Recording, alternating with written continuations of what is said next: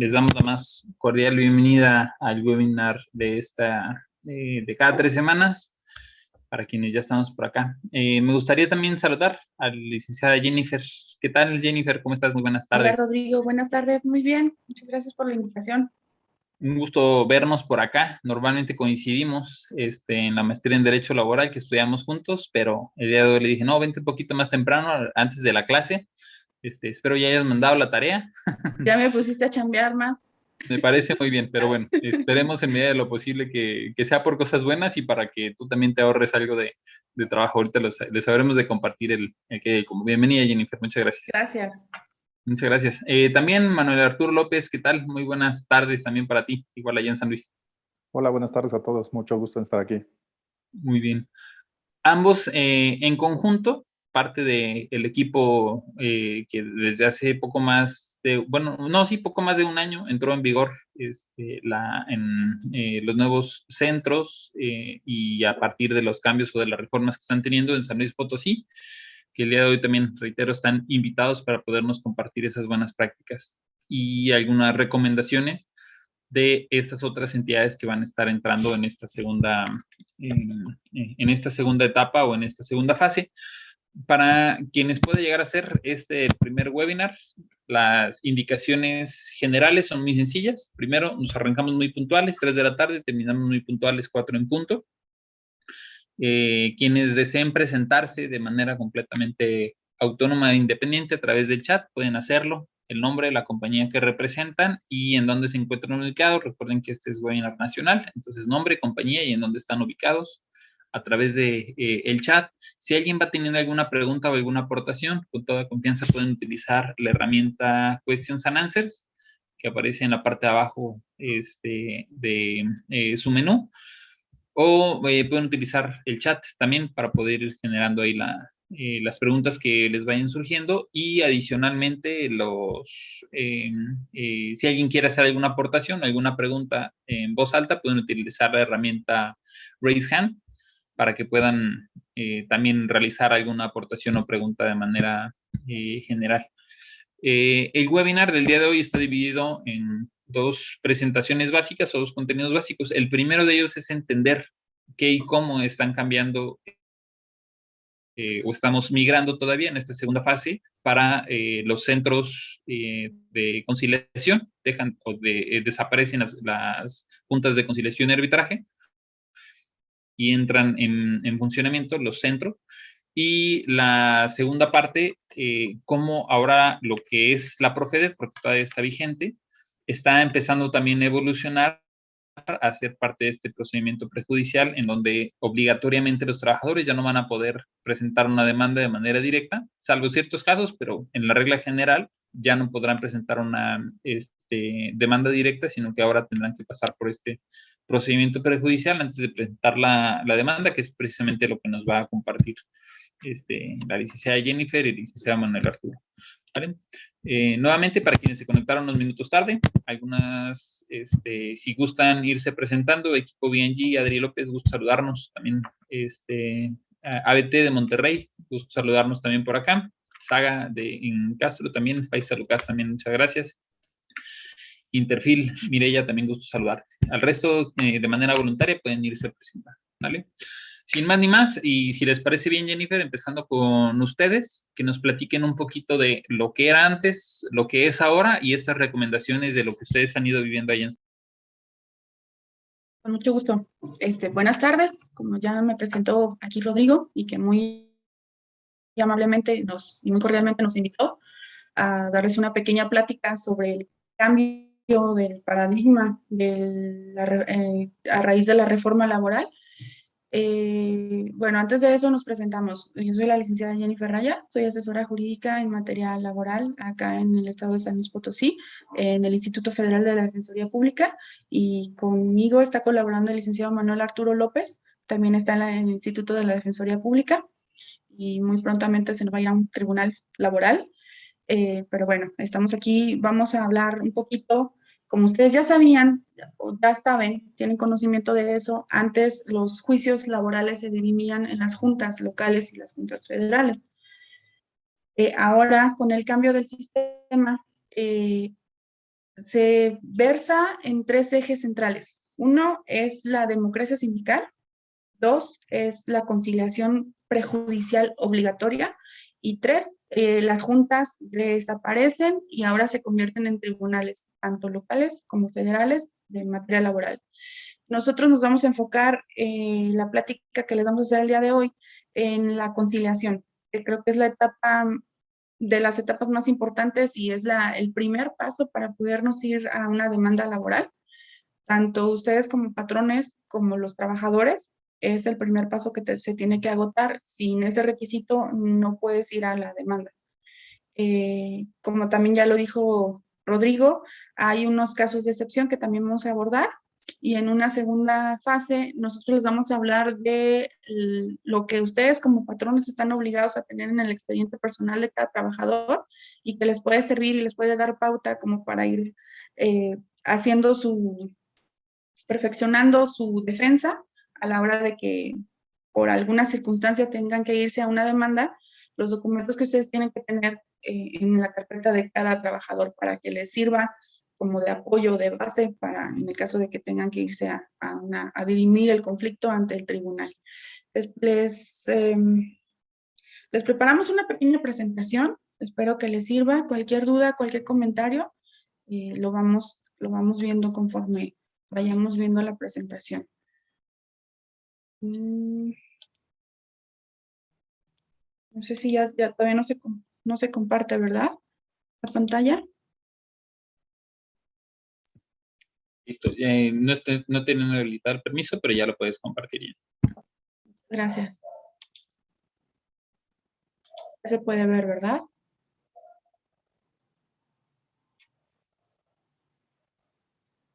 ¿Sí se puede apreciar? Correcto. Entonces nosotros empezamos con el nuevo sistema, algunas consideraciones preliminares y empezamos con lo que es la conciliación. Encontramos que la conciliación es una herramienta para solucionar conflictos que se basa en la comunicación entre las partes y el intercambio de las ideas para solucionar una diferencia. En este proceso, las partes son acompañadas por un tercero experto que se denomina conciliador. Algunos principios fundamentales que rigen el procedimiento de la conciliación prejudicial sería el principio de buena fe. Esto viene en la Ley Federal del Trabajo, donde nos dice que todas las partes que acudan a instar a una autoridad judicial o administrativa tienen que obrar de buena fe, sí o sí, a partir de esta reforma. No podemos ir ya con demandas oscuras, no podemos presentar hechos que no fueron ciertos, tanto los patrones como los trabajadores.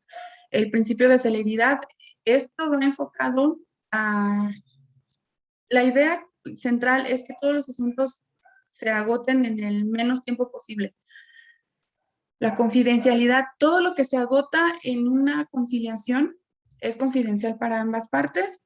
No se puede traer a la luz ningún acuerdo, ninguna conversación que se tuvo en la conciliación, no se puede plasmar en una demanda, ni en una contestación, ni se puede alegar ya cuando se dirima ante el tribunal laboral. La equidad, ambas partes tienen la posibilidad de estar en igualdad de derechos, igualdad de posibilidades de defender sus derechos ante la instancia judicial y debe de ser imparcial también, es decir, que el conciliador no se debe de enfocar solamente en proteger los derechos, digamos, del trabajador sin ver la situación del patrón. El principio de flexibilidad, este principio nos habla de que si bien es cierto, por ahí algún conflicto que se pudiera llegar a presentar, probablemente las partes se bajen de la perspectiva que ellos tenían, de la posibilidad que ellos tenían de demandar, no sé, el monto total que se les pudiera llegar a condenar en la sentencia, sean flexibles y puedan convenir que se les pague menos o se les reajuste el pago. A eso se refiere con la flexibilidad. Un principio muy importante es la irrenunciabilidad de los derechos. Este va más enfocado, va más encaminado a la protección de los derechos de los trabajadores. hay ciertos principios, hay ciertos derechos a los que no puede renunciar, aun y cuando lo pactaran en la conciliación. Esa es una obligación del centro de conciliación, velar y tutelar porque no se renuncia a derechos en la instancia conciliatoria.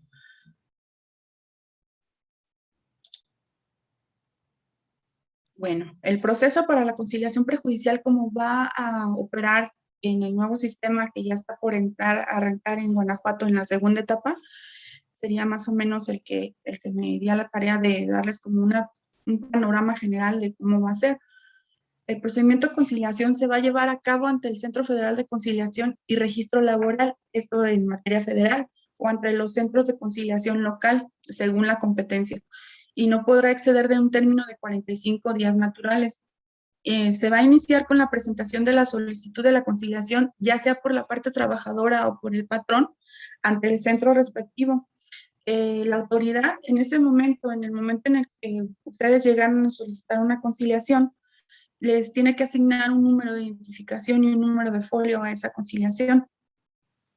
También cabe la posibilidad de que sea electrónicamente y en ese supuesto se les va a asignar un buzón electrónico para hacerles llegar alguna notificación, si llegaran a algún convenio, también los pueden notificar por ese medio. Y en ese momento la autoridad señala día y hora para la celebración de la audiencia de conciliación.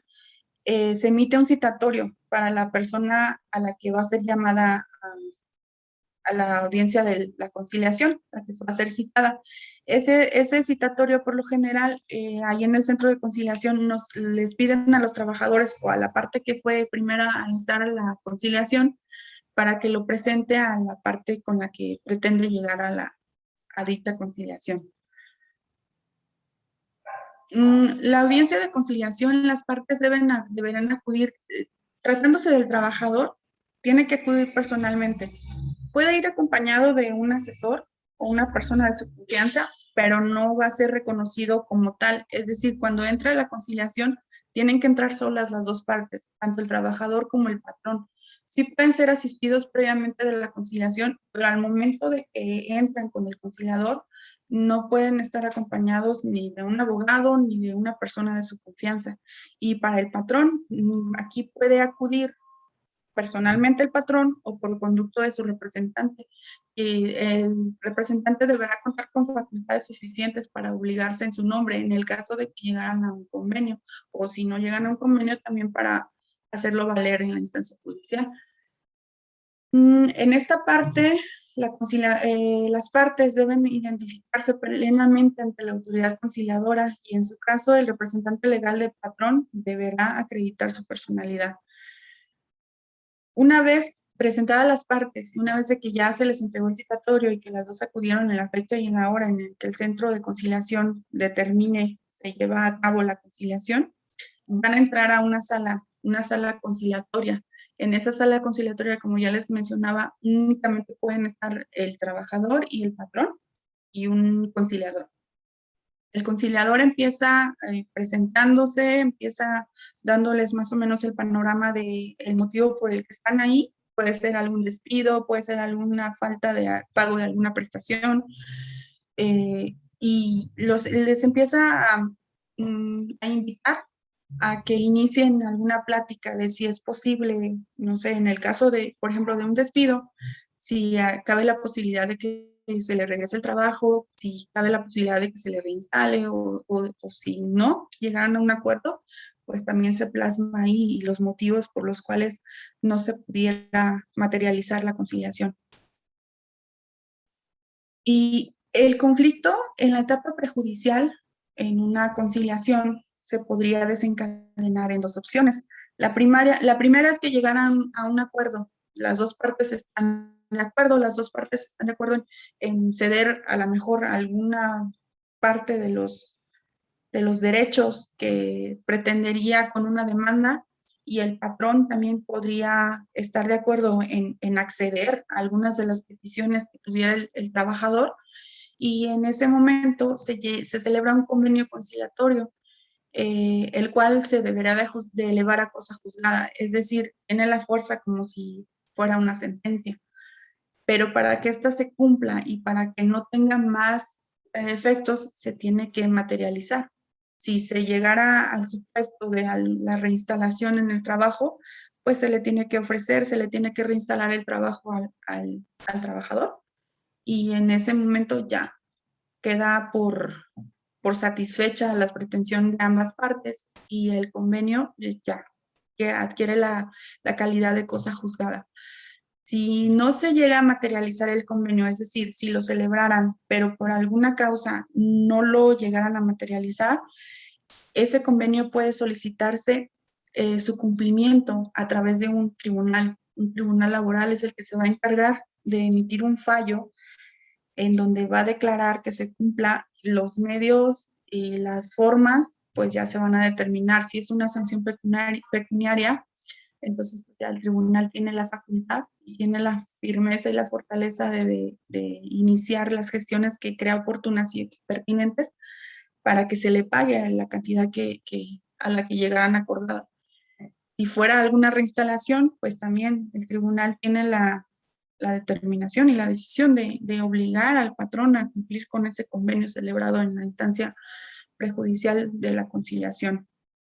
Ahora bien, si las partes no llegaran a un acuerdo en la primera audiencia de conciliación, pero ellas están en pláticas, es decir, ustedes se encuentran en alguna plática todavía conciliatoria, a lo mejor por ahí hay algún punto que no pueden en ese momento llegar a materializar, pueden solicitar una segunda conciliación, siempre y cuando esté dentro de los 45 días que señala la ley.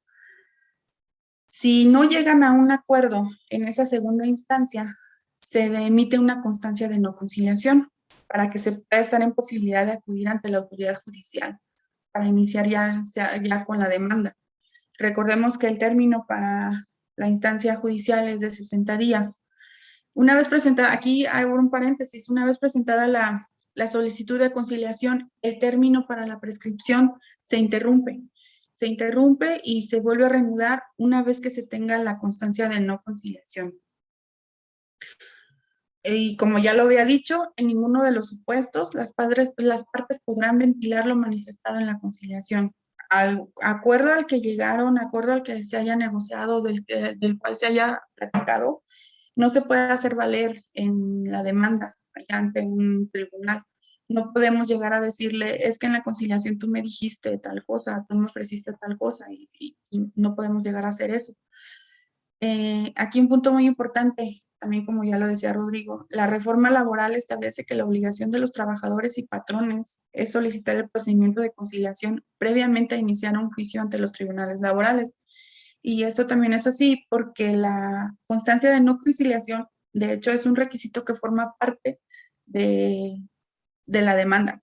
Esa constancia la tenemos que adjuntar sí o sí. Y sobre los conflictos laborales que se exceptúan de agotar la instancia conciliatoria, la Ley Federal del Trabajo prevé algunos conflictos. Por la naturaleza de los mismos, se entiende que son situaciones en las que a lo mejor el trabajador se encuentra en riesgo su integridad o por ahí hay una situación medio sensible de la cual con el ánimo de no revictimizarlo, de no someterlo a una nueva presión, el legislador optó por dejarlos fuera de que agotaran esa instancia obligatoria. Y puede ser la discriminación en el empleo, ocupación por embarazo, así como por razones de sexo, orientación sexual, raza, religión, origen étnico, condición social o acoso u hostigamiento sexual. La designación de beneficiarios por muerte, prestaciones de seguridad social por riesgo de trabajo, maternidad, enfermedades, invalidez, vida, guarderías y prestaciones en especie y accidentes de trabajo. Tutela de derechos fundamentales y libertades públicas de carácter laboral, relacionados con la libertad de asociación, libertad sindical y negociación colectiva. Trata laboral, trabajo forzoso y obligatorio, trabajo infantil. La disputa de la titularidad de los contratos colectivos o contratos ley y la impugnación o modificación de estatutos de los sindicatos. Ok, y un punto también muy importante en la reforma es que se privilegia la conciliación en todo momento. Es decir, a lo mejor nosotros ya fuimos a la instancia prejudicial no pudimos llegar a una conciliación en ese punto y bueno, alguna de las partes se vio obligada a iniciar con la demanda. El legislador prevé que en cualquier punto, hasta antes de la sentencia, se pueda llegar a una conciliación. De la experiencia que nosotros les podemos compartir, actualmente el 80% de los asuntos están llegando a una conciliación, a un convenio conciliatorio, aun y cuando ya tenemos señalada fecha para audiencia de juicio. Entonces, pues sí, es una forma de llegar a una solución más amistosa de los conflictos, más rápida. Y yo creo que también para ustedes, para los patrones, es una forma de solucionar los conflictos sin que tengan que esperarse el tiempo que se venía esperando en las juntas, lo cual también pues, les causaba un detrimento a su economía, porque los condenaban a los salarios caídos y por ahí varias prestaciones que eran muy gravosas para ustedes. En este punto, ya cuando estamos ante la autoridad judicial, nada más basta con que las partes nos pongamos de acuerdo, ahí platiquemos con el trabajador, el trabajador acceda a llegar a un convenio y pueden ser dos opciones. Una, presentamos el convenio por escrito y lo solicitamos al tribunal que previa ratificación y aprobación del mismo, igual también se eleva a cosa juzgada. O bien en alguna de las audiencias que ya tengan señaladas, tanto en la preliminar como o previamente a que se inicie la de juicio, podemos ahí informarle al tribunal, al juez, ya tenemos un convenio, queremos dar por finiquitado ese asunto a través del convenio. Y bueno, por mi parte, por la parte de la conciliación, sería todo. No sé si quieran que continuemos con los documentos que los patrones tienen la obligación de conservar y exhibir y que les van a ayudar mucho para en el caso de que tuvieran que llegar a una demanda. Y las preguntas las dejamos al final. Adelante, Jennifer, si te parece bien, seguimos. Reitero, si alguien va teniendo alguna duda, questions and answers o el chat, las pueden ir capturando y ahorita las vamos resolviendo. Adelante. Gracias, Rodrigo. Entonces, pues le cedo la palabra al licenciado Manuel Arturo. Muchas gracias, licenciada. Buenas tardes a todos y a todas. Este tema es bastante, me parece, bastante importante, bastante interesante para las áreas de recursos humanos, capital humano, talento humano, dependiendo del enfoque que se lleve, porque finalmente son los entes dentro de la empresa encargados de producir toda la información, todos los documentos que eventualmente la empresa va a tener como armas para defenderse ante un conflicto con un trabajador. Esta reforma que viene de 2017 a nivel constitucional, 2019 a nivel legal con las reformas a la Ley Federal del Trabajo, incluyó desde mi punto de vista 3 principios muy importantes y que pegan en estos departamentos de recursos humanos. Uno es el tema de la inmediatez. ¿Qué es lo que pasaba en las juntas de conciliación? Como empresa, lo que nosotros decíamos es, voy a dar de baja un trabajador, si le hacíamos una propuesta económica, si no quería firmar, bueno, pues vete a la junta de conciliación, vemos cuándo llega la demanda y si en 3, 4 años llega la demanda, pues ahí platicamos, ¿no? Esto cambia totalmente. Lo que estamos viendo en San Luis Potosí y por lo que sabemos en los estados donde ya se implementó la primera fase, es que los tribunales, primero, el centro de conciliación, sea local o federal, está yendo bastante rápido, está cumpliendo con los objetivos. Y segundo, los tribunales están ahora sí verdaderamente cumpliendo con los términos de ley. Antes, por ejemplo, para que te admitieran una demanda en una junta de conciliación, por lo menos eran 4 meses. Y eso sí teníamos algo de suerte. Tenías que promover amparos, lo que sea, por la parte del trabajador. Como patrón, pues mientras no me emplazaran, pues yo no tenía problemas. A veces el trabajador hasta conseguía trabajo, se cambiaba de estado, pasaban 1000 cosas y la demanda nunca me llegó. Si teníamos suerte, ¿no? Y si me llegaba la demanda, pues bueno, a lo mejor encontraba al trabajador con alguna necesidad económica y eso me permitía pues, negociarlo, ¿no? Con este principio que se incluye en la reforma, las cosas cambian totalmente. Entonces eso nos hace replantearnos o les hace replantear como empresa si es conveniente o no dejar las cosas para otro momento. El segundo principio que me parece bastante importante es el de inmediación. Esto quiere decir, por lo menos ante los tribunales, todo acto que se lleve ante los tribunales tiene que estar presente el juez. y esto ya decías, es impactante. Antes no se tenía contacto con la autoridad. Si bien nos atendía un escribiente, si teníamos suerte la secretaria ahí en la junta, pero todo era mecánico y era escrito.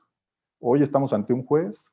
¿Qué puede pasar? Por ejemplo, que llamen a una confesional al director general, al representante legal, al dueño, y entonces ya al estar frente al juez, pues de alguna manera ya impone, ¿no? Ya no es lo mismo cuando íbamos a uno confesional y decíamos no, no, no, no, no a todo y no pasa nada. A lo mejor le imputaban el despido a la gerente de recursos humanos, ¿no?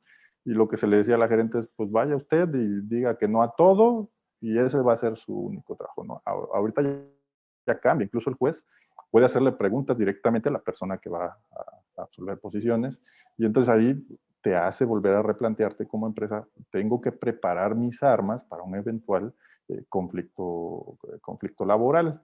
Y por último, el tercer principio que me parece muy relevante para las empresas también, y en especial las áreas de recursos humanos, es el principio de realidad.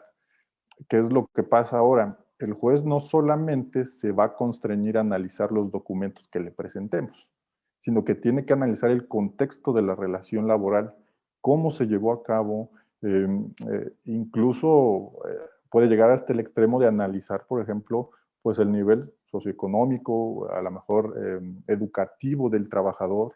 Si nosotros como empresa presentamos una renuncia, por ejemplo, y esto se ha dado en el caso de mujeres embarazadas, ¿no? Hay ya un criterio muy establecido en el que dice que aun cuando la empresa, digamos, se defiende con una renuncia por escrito de una trabajadora embarazada, eh, eh, lógicamente, digamos, no podría seguirse eso. ¿Por qué? Porque la persona embarazada, la mujer embarazada, está en un estado de necesidad. Entonces, no es muy razonable que estando en un estado de necesidad no renuncie. Aún así, cuando le hayamos a escribir la renuncia de propia mano, le pongamos huella, le pongamos firma, le pongamos el nombre usando el texto, el juez lo que al final va a analizar es el contexto en donde se creó ese conflicto laboral. Entonces, insisto, por lo menos estos tres principios hacen replantear como área de recursos humanos específicamente y a la empresa en general, la necesidad de ir teniendo las armas, así decirlo, en términos procesales, para poder defenderse. De otro modo van a ir a un juicio, si es que no concilian antes, irán a un juicio, digamos, sin nada en las manos, ¿no? Entonces, por favor, si podemos ir a la siguiente diapositiva. En ese sentido, esta pequeña charla va dirigida a hacerles ver las obligaciones que como empresa se tienen para crear los documentos o para resguardar los documentos que la propia ley establece. Y entonces, ¿por qué pasa esto? ¿Por qué un patrón tendría que, de alguna manera, guardar los documentos o crear los documentos? En principio, porque la propia Ley Federal del Trabajo, así lo estableció el legislador, le impuso esa obligación al patrón de exhibir los documentos que de acuerdo con las leyes y tengan obligación legal de conservar y exhibir. Y esto, como lo comentaré más adelante, no solamente se constriñe en el ámbito laboral, es decir, no solamente es si en el tribunal me van a condenar o no a un despido injustificado o digamos, a una reinstalación. Incluso va en el ámbito de seguridad social, por ejemplo. Como saben, el seguro social puede incluso hacer visitas, puede requerir documentación. Si alguien ha tenido problemas con su registro patronal, pues sabrá que el IMSS es bastante rudo para hacer sus visitas. Y nos pide, de alguna manera, documentos que se relacionan con la relación de trabajo y relacionados con este artículo. En parte de Infonavit, pues lo mismo, pasa exactamente lo mismo. ¿Qué es lo que pasaría si nosotros, como empresa, digamos así, no tenemos los documentos? Pues lo que dice el trabajador en el juicio se va a considerar como cierto, ¿no? Y ahí es donde empezamos a tener que reflexionar de qué tan necesario es empezar a tener cuidado en producir estos documentos, ¿no? En algún momento me tocó, hace varios años, en alguna empresa, que se trabajaba por proyectos con una empresa armadora de autos. Y entonces de un día para otro te podían decir en proyectos de la propia empresa, pues se va a abrir una línea nueva de producción y necesitamos 70 personas para el lunes, ¿no? Y entonces recursos humanos, ¿qué es lo que hacía? Pues de viernes a lunes, pues tenía que conseguir a la gente porque la línea de producción no se puede parar. Ustedes lo sabrán mejor que yo. Y entonces, lo primero que hacíamos era meter a toda la gente a trabajar y después preocuparse en hacer estos documentos, ¿no? Y eso pasa muy recurrentemente. Entonces, hay que volver a replantearse estas cuestiones, ¿no? Entonces, ¿por qué, por qué, por qué la ley? Todo tiene un porqué, ¿no? En principio. Y entonces aquí la pregunta es, ¿por qué la ley me impone a mí como patrón eh, eh, producir estos documentos? Si al final de cuentas yo me estoy poniendo de acuerdo con el trabajador me dijo que sí, y al final el trabajador es el que está yendo al tribunal a decir que yo lo despedí. Entonces, él tendría que comprobar lo que está diciendo. Esa sería, digamos, en principio la lógica de esto, ¿no? Pero el derecho del trabajo es un derecho social, es un derecho es un derecho especial, por así decirlo. ¿Por qué? Porque tiende a una protección del más débil. Es un derecho que tiende a estabilizar la relación entre y física, ¿no? Y en consecuencia de eso, aquí les pongo tres nociones específicas. Creo que nos pasamos una diapositiva, si podemos regresar una. Okay. Perfecto, la siguiente, gracias. Okay. Entonces, una atrás nada más. Gracias. Como les decía, el derecho laboral, sin importar quiénes sean las partes, esto me refiero a el juez no va a ver si viene Juan Pérez, sino más bien si viene un trabajador o una trabajadora, por ejemplo, y si esta trabajadora estaba embarazada, no si es Juanita Martínez, ¿no? Entonces, al juez lo que le va a importar es el contexto donde se desarrolló y donde se creó ese conflicto laboral, ¿no? Lógicamente esto parte de una premisa de que hay una relación jurídica entre dos desiguales. Uno que tiene los medios para poder defenderse, incluso económicos, y el otro que es la parte débil. Entonces, aquí el derecho lo que pretende hacer con esta carga que le impone a los patrones de exhibir los documentos, de producir y exhibir los documentos, es darle al trabajador un derecho de defensa, ¿no? Y en todo caso, lo que nos dice este 784 es qué es lo que se debería, cuando hay un conflicto, qué es lo que al patrón le corresponde probar. Y aquí es lo que les decía, si la relación de trabajo se da entre dos desiguales, entonces el derecho laboral lo que va a intentar hacer vía estos artículos es equilibrar las fuerzas. Y entonces, por ejemplo, se da el caso de que si yo no tengo un contrato y el trabajador me dice que entró en 2007 y yo sé que según mis registros entró en 2009, no voy a tener con qué comprobarlo, ¿no? Entonces, si el trabajador dice una fecha y el patrón dice otra, le corresponde al patrón comprobar la fecha que dice. Si no lo llega a comprobar o si no exhibe los documentos, se tendrá por cierta la fecha que dice el trabajador. Así no se empieza a crear problemas. La antigüedad del trabajador, en ese mismo sentido. Las faltas, que es algo muy recurrente. Muchas veces las empresas lo que intentan es dar de baja a un trabajador porque ya me faltó 4 o 5 veces, o las faltas son muy recurrentes. Pero si esas faltas, si yo como patrón digo que me faltó 4 veces en un periodo de 30 días, pues tengo la obligación de poder acreditar qué días me faltó. Y si yo no llevo los registros de asistencia o las bitácoras o el reloj checador como antes se ocupaba, pues difícilmente vamos a poder comprobarlo, ¿no? La siguiente sería las causas de rescisión. Va en ese mismo sentido. Si las causas de rescisión es un catálogo restringido, digamos, de causas, valga la redundancia, por las cuales el patrón puede dar por terminada la relación de trabajo. No puede haber otra causal de rescisión que no esté en ese catálogo restringido y algunos casos, situaciones análogas. Y entonces, por ejemplo, si yo digo que el trabajador vino borracho, tendría que acreditarlo. ¿Y cómo lo voy a acreditar si no estoy generando los documentos adecuados? No sería suficiente, por así decirlo, el que se levante un acta administrativa en el que diga a la gerente de recursos humanos que se dio cuenta que viene con, que desprendía un fuerte aliento alcohólico, ¿no? Sino que hay que comprobarlo con elementos objetivos. La siguiente, y me parece que aquí viene lo importante, un por qué más sería necesario ponerle atención a los documentos que se deben generar como patrón, es que antes, ¿qué es lo que pasaba? Cuando había un conflicto, llegaba el abogado laboral, sea interno, sea externo, y les preguntaba, bueno, ¿qué tenemos? ¿Qué hay de documentos? Y lo que se decía es, pues, o no hay nada, o solamente tengo un contrato, o solamente tengo esto. Y en determinadas circunstancias, el abogado lo que establecía era una estrategia jurídica en la que se basaba en decirle al trabajador, pues sabes qué, regrésate a trabajar, te ofrezco el trabajo. Esto lo que se buscaba era, como consecuencia es que si el trabajador no aceptaba, como probablemente podría pasar, entonces el trabajador es el que tenía que acreditar que efectivamente se le despidió, ¿no? Eso se llamaba reversión de la carga probatoria.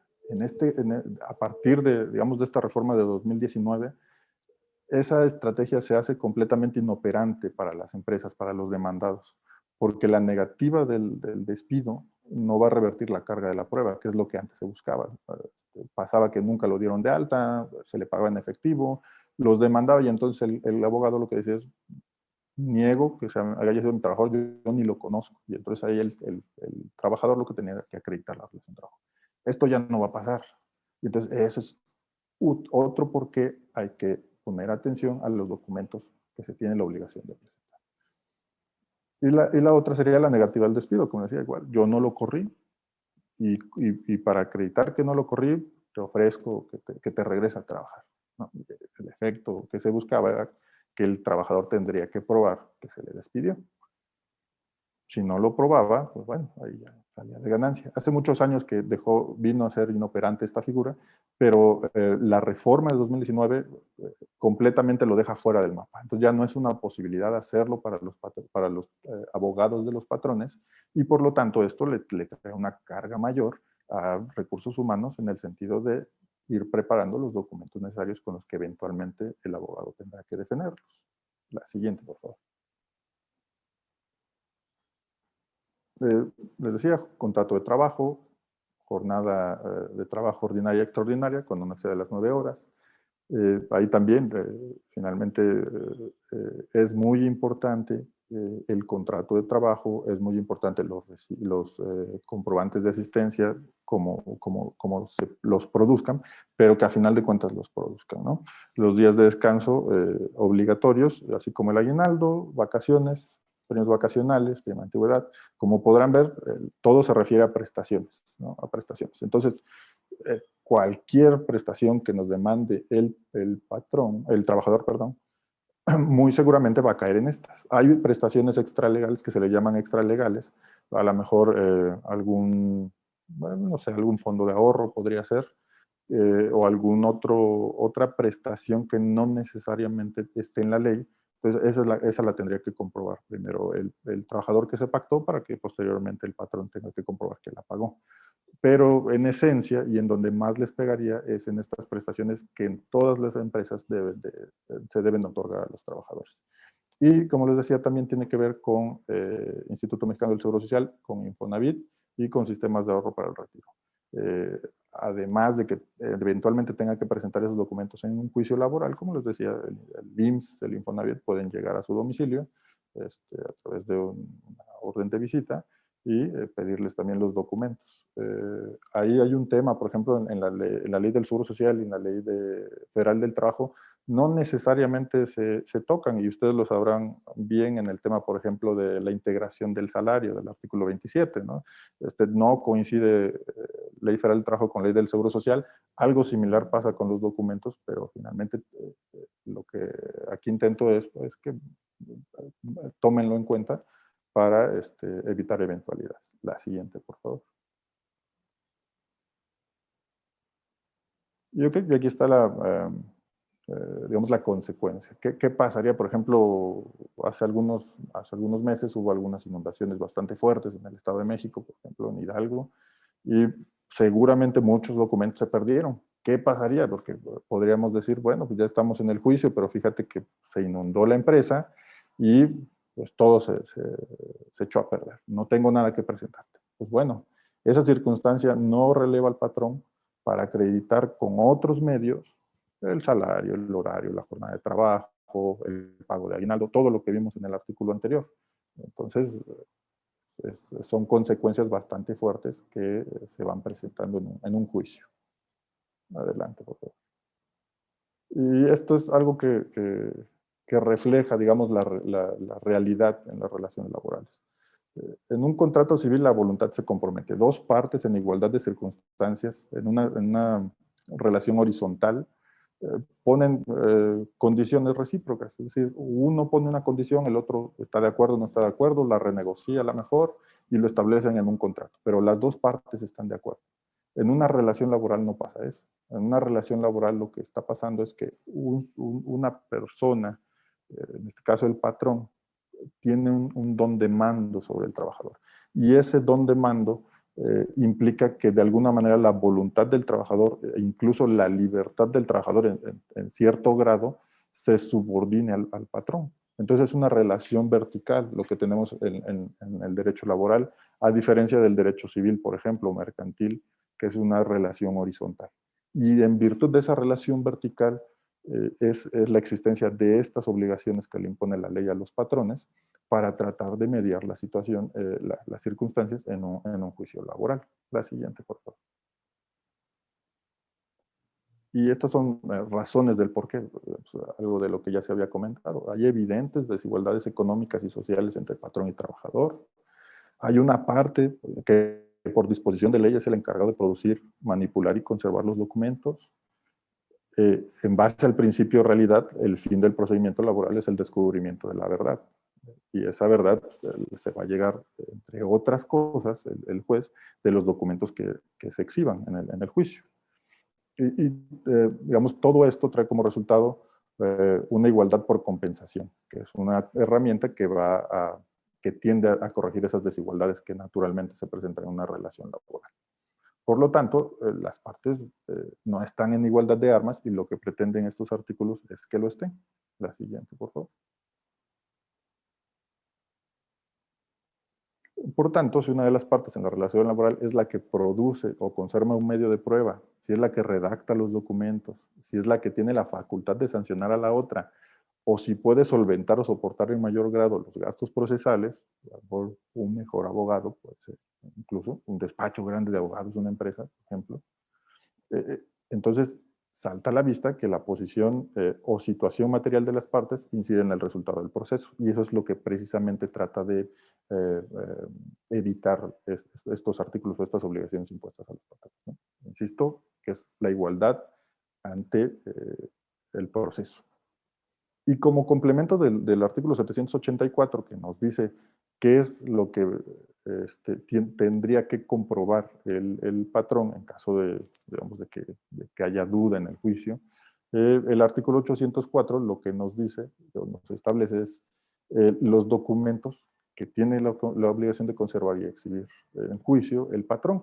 Y este es el artículo al que le tendrían que poner mucha atención porque finalmente es donde les establece qué es lo que deben tener, como mínimo. Insisto, como mínimo, porque puede dar, en este principio de inmediación, que quiere decir que el juez va a estar presente y que va a intervenir proactivamente en el desarrollo del procedimiento, el juez puede pedir algunos otros documentos, algunos otros informes a autoridades, y entonces, pues ahí puede salir a la luz la verdad, ¿no? Entonces, ¿cuáles son estos documentos? Como ya habíamos dicho, los contratos individuales de trabajo, el contrato colectivo o contrato ley aplicable cuando sea el caso, las listas de raya, nóminas de personal cuando se lleven en el centro de trabajo o recibos de pago de salarios. Ahí una nota importante es, no es que esta fracción no te dice que podrías no llevarlos, sino lo que te establece es que tienes que llevar alguno de estos, ¿no? Se da mucho en los juicios que lo que te dicen es, pues no te exhibo los recibos de raya o la nómina del personal o los recibos de pago de salarios porque no los tengo. Pero si ustedes van a la fracción quinta, te habla de los demás que señalan las leyes. Y, por ejemplo, en cuanto a leyes fiscales, pues hay una obligación, por ejemplo, de timbrar los recibos de nómina. Entonces, el que el patrón llegue a juicio con el argumento de que no los lleva, no es suficiente para relevarlo de exhibir documentos, porque finalmente hay otra norma que los está obligando a producirlos. Los controles de asistencia, cuando se lleven en el centro de trabajo, sí, me parece que podrías no llevarlo, pero en todo caso va a corresponder al patrón acreditar, por ejemplo, la jornada de trabajo. El que no los lleven no los releva de esa obligación. Y entonces ahí se complica más, porque ¿qué otro elemento se les podría ocurrir con el que pueden acreditar la jornada de trabajo? A lo mejor con testigos, pero bueno, si los testigos se les barre, se contradicen, pueden pasar infinidad de situaciones en el desahogo de una prueba testimonial que va a dar al traste con este reclamo que presenta el trabajador, ¿no? La parte de pago de utilidades, vacaciones y aguinaldos, y las primas, se refiere a prima de antigüedad, prima vacacional, prima de antigüedad, digo, en caso de que haya terminado la relación de trabajo, ¿no? Y pagos y aportaciones de cuotas de seguridad social. Y la fracción quinta, que me parece bastante importante, como les decía, es a todas aquellas o las demás que las leyes señalen. Y, por ejemplo, aquí podríamos decir temas de capacitación, ¿no? Es una obligación, está en el artículo 132 de la Ley del Trabajo, la obligación de los patrones de dar capacitación a los trabajadores. Y entonces podría presentarse la Secretaría del Trabajo, ¿no?, en una inspección extraordinaria en materia de capacitación, por ejemplo, y pedirles este tipo de documentos. Estos temas de capacitación, por ejemplo, no se quedan en la Secretaría del Trabajo. El trabajador puede llevarlos a juicio laboral y entonces ahí van a necesitar exhibirlos. En la cuestión de las normas oficiales mexicanas, el año pasado estaba todavía muy de moda la norma 035, por ejemplo, ¿no? Que tenía que ver con factores de riesgo psicosocial. Entonces, pues lo mismo, el artículo 132 establece el cumplimiento de las normas, y dentro de estas, pues vienen en materia de seguridad y higiene, capacitación y adiestramiento, etcétera, ¿no? Muchas normas, con las cuales que también habría que ir considerando, ir produciendo los documentos, ¿no? El reglamento interior de trabajo, que igual es específicamente el documento donde el patrón establece las sanciones que pueden hacerse acreedores los trabajadores. Si las sanciones no están en el reglamento interior de trabajo, dicho sea de paso, no pueden aplicarse, ¿no? Contratos colectivos, IMSS Infonavit, que es lo que les comentaba, y bastante importante también, que hemos visto ahora en la práctica, es la declaración de beneficiarios. En las juntas de conciliación, ¿qué es lo que se hacía? El trabajador iba, promovía su juicio de declaración de beneficiarios, se podía llevar bastante tiempo, pero dentro de eso, pues, digamos, no repercutía mucho al patrón porque no se le pedía relativamente nada. Ahora lo que estamos observando es que el tribunal lo que está haciendo es requiriendo, aparte, digamos, de la contestación de la demanda, está requiriéndole al patrón si el trabajador señaló beneficiarios. Y esto puede ser, por ejemplo, en el contrato de trabajo, ¿no? Esa puede ser una. Pero eso sería para prestaciones legales. Pero, por ejemplo, hay empresas que les dan seguros de vida, ¿no? Y dentro de estos seguros de vida se establecen también beneficiarios. En la póliza se establecen beneficiarios. Son para prestaciones distintas, digamos, a las establecidas en la Ley Federal del Trabajo, y también esto les está requiriendo el tribunal, ¿no? Entonces también valdría la pena poner atención a estos detalles, porque finalmente pueden estarles también requiriendo esto. Ahora, si el trabajador ya les señaló beneficiarios, pues facilita mucho las cosas. No quiere decir que la empresa directamente le pague al beneficiario, no lo recomendaría, porque finalmente que paga mal paga dos veces, ¿no? Hay que tener cuidado con eso, pero sí facilita mucho el procedimiento de declaración de beneficiarios. La siguiente, por favor. Y la consecuencia de no tener estos documentos está bastante clara, establecida por el legislador, que es establecer la presunción de ser ciertos los hechos que el trabajador, actor, expresa en su demanda, ¿vale? Entonces, bastante cuidado con esto. La siguiente, por favor. Y bueno, este es un cuadro que saqué de un libro que tengo sobre la prueba de inspección, que me parece nos ayuda bastante a comprender el tema en el sentido de que, pues bueno, cómo se relacionan estos dos artículos. Y acá, por ejemplo, lo que el autor nos dice, ¿no? ¿Cómo podría comprobar la fecha de ingreso? Con el contrato de trabajo. ¿Cómo podría comprobar a lo mejor el disfrute de vacaciones? Con los comprobantes de pago de vacaciones correspondientes, a lo mejor con la solicitud incluso de las vacaciones, etcétera. Hay bastantes documentos que se pueden hacer, ¿no? ¿No? Sería eso. La siguiente, por favor. Bueno, es el principio de realidad que les comentaba. Adelante. Y bueno, como último punto a tomar en cuenta también, me parece que se presenta mucho en el área de recursos humanos, tiene que ver con el tema de las bajas de los trabajadores, sea por renuncia voluntaria, sea por rescisión, sea por despido, por así llamarlo, es la formalización de esa terminación, ¿no? La reforma del 2019 abre la posibilidad de que el convenio se pueda llevar a cabo entre particulares, es decir, entre la empresa y el trabajador en las instalaciones de la empresa. Sí se puede hacer, antes el artículo 33 no establecía esa posibilidad, ahora sí se puede establecer, sin embargo hay que tomar en cuenta que todo convenio o liquidación para ser validado debe constar por escrito, debe contener la relación de los hechos que lo motiven y los derechos que comprende, por supuesto, pero debe ser ratificado ante los centros de conciliación o ante el tribunal. Esta sería mi recomendación. Es mayor certeza jurídica, por supuesto, que un tribunal o el centro de conciliación, en su caso, digan, no hay renuncia de derechos. En tu documento no hay renuncia de derechos, por lo tanto es válido, ¿no? Esa es una, y la otra es que una autoridad está dando fe de que el trabajador firmó el documento. A diferencia de que si lo hacemos entre particulares, primero podrían objetarte pues, la firma, ¿no? Podría decir el trabajo no es mi firma, no es mi huella, o que de muy mala gana, de muy mala manera, el trabajador pues se haga otra firma, otro garabato, yo qué sé, y te lo vuelva a pedir, te demande o algo puede pasar, ¿no? Entonces, hay también algo para tomarse en cuenta es aprovechar que en estos momentos el centro de conciliación, en caso de ser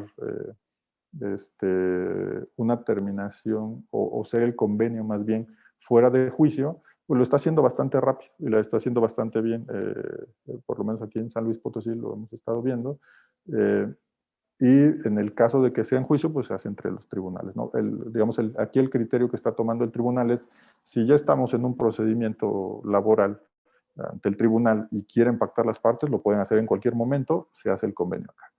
Pero si no hay una demanda, no se ha iniciado un procedimiento, no hay un expediente abierto, entonces tienes que irte al centro de conciliación. Antes lo que se hacía con patrón es voy a la junta o voy a incluso en algunos estados era la Procuraduría de la Defensa del Trabajo la que te podía hacer el convenio. Entonces, también para tomarlo en cuenta, ¿no? La siguiente, bueno, eso sería todo y si hay espacio para preguntas, con mucho gusto. Muchísimas gracias, Manuel. Pues bueno, creo que un montón de información que, aunque ya seguramente la mayoría de los aquí presentes podrían estarla conociendo, nos deja muy claro, sobre todo, y resalto dos principios fundamentales. El primero es que tiene que ser más rápido, expedito y conciso los temas tanto prejudiciales como judiciales. Eso quiere decir, podemos estarnos ahorrando o evitando problemas en medida en el que tengamos muy bien el respaldo y lleguemos y presentemos toda la información como debe de ser, cosa que anteriormente, por ejemplo, de aquellos trabajadores que de mala fe estaban demandando o llegaban a presentar una demanda de los que nada más teníamos trabajando una semana y después ya no se presentaban.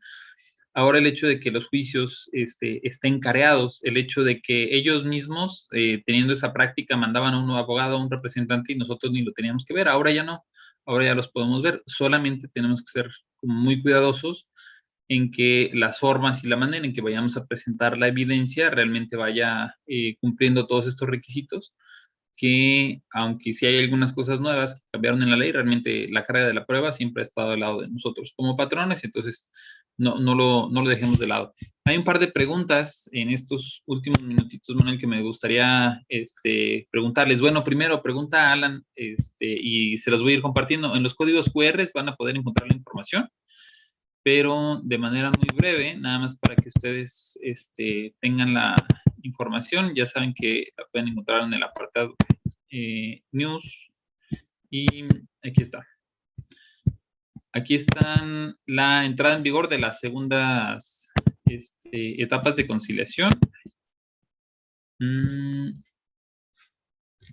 Permítame un momento para compartírselas bien. La fecha, por cierto, de entrada en vigor debería de haber sido arrancando este mes de octubre, pero hace un par de semanas una publicación en el Diario Oficial de la Federación donde se extendió el plazo y nos la mandaron al 3 de noviembre. Entonces, aquí está el mapa. Nuevamente lo pueden encontrar en el apartado News con las entidades. Estos estados en azul clarito son los que entramos en esta segunda fase, los que están dentro de Guanajuato, los que están dentro de Aguascalientes, Querétaro, Veracruz, Puebla, Tlaxcala, y pues bueno, nos sumamos a los que ya están en azul oscuro, como San Luis Potosí, como el Estado de México, que son de los más cercanos, como Durango, como Zacatecas, que ya habían arrancado desde la primera etapa, para que estén ahí en información, actualizados en información. Ahora, en el caso de que tengamos un trabajador que no acredita o no pasa el periodo de prueba, le hacemos esta notificación. Me gustaría que nos platicaran, tanto Jennifer como Manuel, va a llegar con ustedes el trabajador, un poco molesto porque no pasó su periodo de prueba, ya lo dimos de baja. ¿Cuál sería el procedimiento más platicadito de cómo sería ahora a través de este procedimiento prejudicial conciliatorio?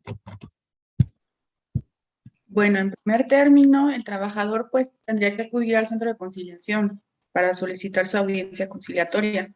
Ese sería lo primero que tiene que agotar.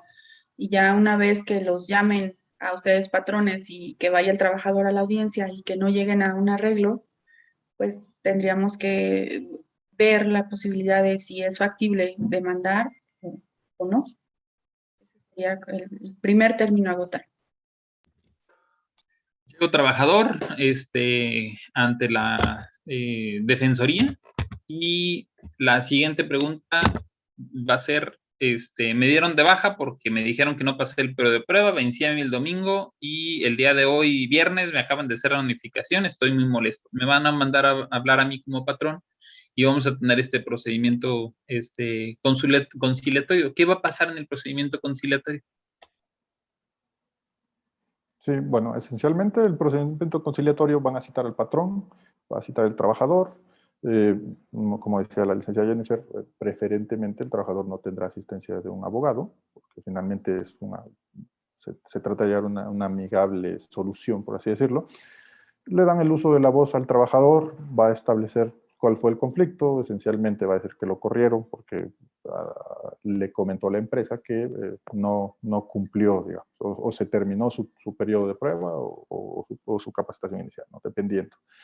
Le darán el uso de la voz al patrón, el patrón podrá dar sus consideraciones. Algo importante a tomar en cuenta es que lo que se diga en este procedimiento conciliatorio no puede ser tomado en cuenta de ninguna manera para el tema que eventualmente llegue al tribunal. Eso es bastante importante porque ni lo que diga el trabajador, ni lo que diga el patrón, al final puede verse reflejado ni en la demanda, ni en la contestación de la demanda ya ante el tribunal, ¿no? Sucede algo similar con lo que hemos podido platicar ahí con la gente del Centro de Conciliación, sucede algo similar a lo que venía sucediendo en las juntas o en la Procuraduría. Te citaban, exponían los dos las situaciones y te hacían una propuesta conciliatoria. Generalmente eran 45 días y prestaciones. Sucede algo similar, pero sí hay que reconocer que ahora la gente del Centro de Conciliación es mucho más profesional en este tema de la conciliación, están mucho más enfocados al tema de la persona y tratan, digo, bastante bien de solucionar el tema en conciliación. Nos comentaba, por ejemplo, aquí el director del centro que tiene por ahí una tasa del 80% digamos, de conciliaciones, ¿no? O sea, los menos son los que llegan al tribunal. Si en esta primera junta, si las partes no llegan a un acuerdo, o a veces pasa que ve el abogado de la empresa y no tiene, digamos, las facultades para poder negociar, puede solicitar una segunda cita, se las están dando, no las están negando con el fin de conciliar, pero sí tendrían que estar de acuerdo las dos partes, ¿no? Si en esta segunda cita ya no se llega a ningún acuerdo, entonces se le expide al trabajador la constancia de no conciliación y con esa tendrá que acudir a la defensoría. Perfecto. Mil gracias.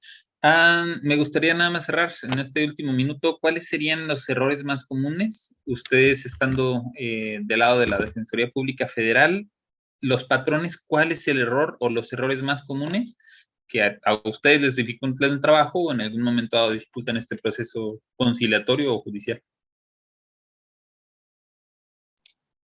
El error más común, pues yo creo que es como estamos tratando con personas y con intereses económicos de por medio, pues ambas partes se montan en su macho, por así decirlo, y ambas partes creen tener la razón. La parte más difícil a la que nos hemos enfrentado es justo eso. Una vez que ya no se llegó a la conciliación, tratar de hacerlos entender de que si bien es cierto, pues fue producto de una relación laboral, ambos tienen razón. Y tratar de llegar a una conciliación, a una mediación de qué fue lo que pasó para que se fracturara la relación laboral y pues tratar de llegar a una conciliación, tratar de hacer entender al trabajador de que a veces no tiene siempre la razón de las cosas que nos sucedieron y obviamente pues, los patrones van a estar cuidando su fuente de trabajo, su fuente de empleo.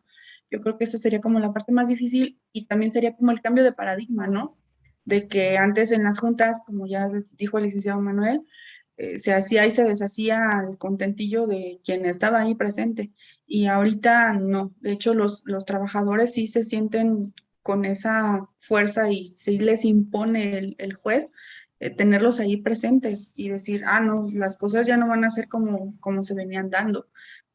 También otra de las cosas es que tenemos que estar muy apegados a la verdad, a la realidad de los hechos como sucedieron. No podemos ya estar inventando cosas, no podemos estar falseando información, no podemos estar inflando incluso hasta los salarios, porque por ahí, como ya no lo comentaron Rodrigo, en otras ciudades no se ha dado con nosotros ni hemos sabido de casos aquí en San Luis Potosí de que ya hayan condenado por andar dando hechos, datos no verdaderos, pero en otras ciudades como el compañero de Campeche, pues por ahí nos comentaba que sí, creo que habían sancionado a un patrón porque había por ahí ocultado información y había dado datos que no eran ciertos.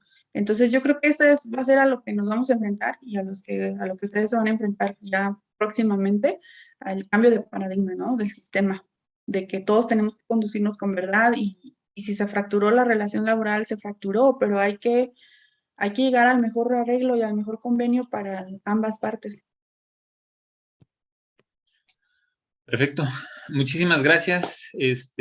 Pues bueno, solo por no dejar de lado, otro de los cambios ahora que entran los centros, los contratos colectivos de trabajo, a partir de las siguientes 3 semanas tienen que ser ya votados por los trabajadores. Cuando tengamos revisión contractual, vamos a tener que estar haciendo votaciones para que los trabajadores declaren que estuvieron de acuerdo en esa revisión. Todos los contratos que se revisen todavía durante octubre no tienen que hacer este procedimiento. Todo lo que se haga a partir del 3 de noviembre ya va a tener votaciones. Es algo que también ya está pasando en San Luis Potosí. Y en materia colectiva es importante los registros de reglamento interior de trabajo, y temas en materia colectiva que anteriormente también teníamos que ir a la Junta de Conciliación. Ahora todo se va a manejar a través de los centros. En cada una de las entidades, creo que eso es importante, se los vamos a poner en la página web en donde van a estar ubicados.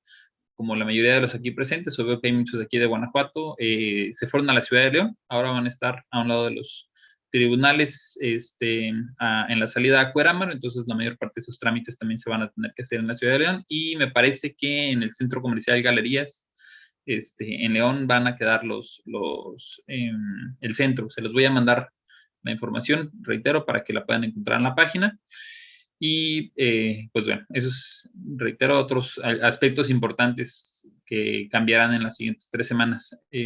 Licenciada Jennifer, licenciado Manuel, gracias de verdad por acompañarnos y por compartir un poquito de lo que ustedes ya están viviendo allá en San Luis Potosí. De verdad les agradezco muchísimo el habernos compartido esa información.